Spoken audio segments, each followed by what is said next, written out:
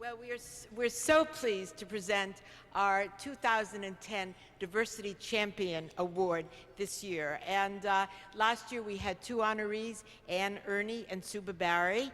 And this year I'm very pleased to present the award to Wayne Winborne.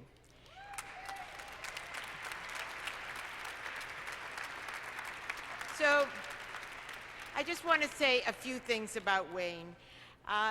There are so many people who have been affected by the work of Wayne. He has been a real champion in advancing women and diversity, and also supporting research, knowledge, and understanding to end discrimination and underrepresentation. That's one of the reasons that he's been such a valued mentor to me at the council. I've always said Wayne is a key member of my kitchen cabinet. He's very wise and helpful. Wayne is a board member emeritus of the National Council for Research on Women. He served on our board for 8 years, and he's also worked with a number of member centers in our network. He's also, in his spare time, Vice President of Business Diversity and Outreach at Prudential, where he builds relationships between business groups and diverse communities.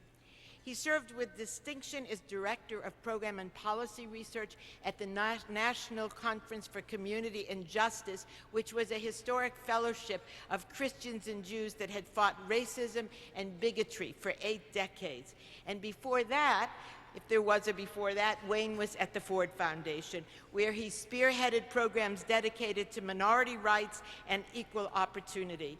And he's also a board member of the Bedford-Stuyvesant Restoration Corporation, the Asian American Justice Center, and the Brooklyn Philharmonic, as well as a few others. Binding all of this is Wayne's tireless commitment to expanding general understanding of the American character in all its complexity and diversity.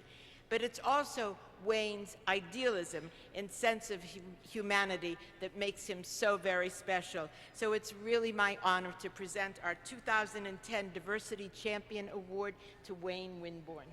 So Wayne.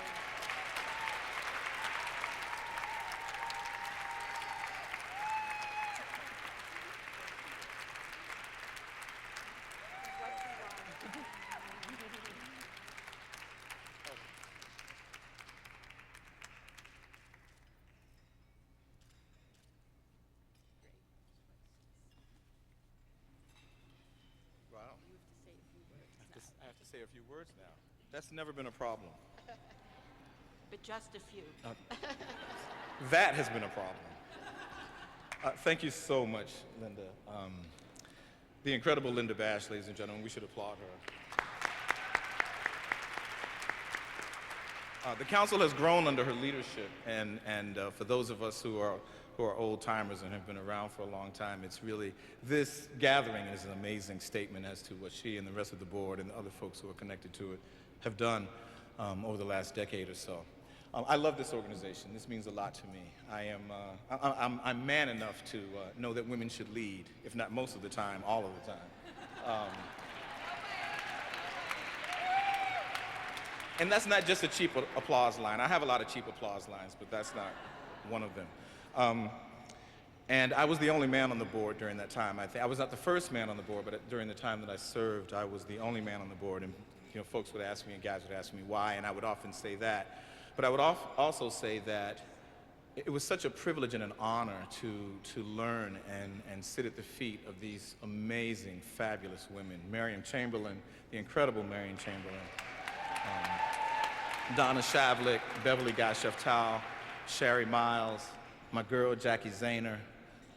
I've been so very fortunate to learn from them. So I hope that the work that I've tried to do has in small measure reflected what I've gotten. I'm only supposed to, they gave me a minute and a half at first, and I'd written remarks, and then they told me a minute. This happens to me a lot. So I want to take just a quick second and say a little bit about the folks who are here. I have a number of supporters here across the room, but I have 2 tables in particular. Here is Sharon Taylor. She's one of the co-chairs of this dinner, and she is the ranking African-American woman, ranking African-American and the ranking African-American woman at Prudential. And she has done a lot for young women across the board at Prudential, and she's occasionally mentored the man or two who needed it, and I'm one of those folks, so thanks, Sharon, for being here. I have a number of colleagues from our businesses who are here. I want to thank them. I have a table of folks who are very close to me personally, and among them is a budding young feminist and strong woman, my niece Carrie, who came up from Richmond. She likes to tell people that she keeps home in Richmond and Brooklyn, and it's just that I pay for one of them, you know, it's just, but it's actually her place, so I'm really glad she came here with me. I'm going to wrap up, but I also wanted to tell you about one person at my table. Again, I did prepare some remarks, but I don't really have that much to say, so I thought I would tell you about one person at my table so you would think I was cool because she was at my table. And that person is Jacki Burien. She is the incoming head of the EEOC in the Obama administration. So thank you to Jacki and her husband, Peter Williams, and all of the guests at the table. Let me just close by saying that if you are at all concerned about issues related to women and girls, this is the organization that you need to support. The work of NCRW, some of us old-timers still call it NCRW, the work of NCRW and the member centers is so critically important. And it's critically important directly to women and girls, but it's also critically important to men and to our nation generally. And we are better served when we reach out to support the work that these folks are doing. So this is an incredible honor. Thank you so very much. Enjoy the rest of the evening.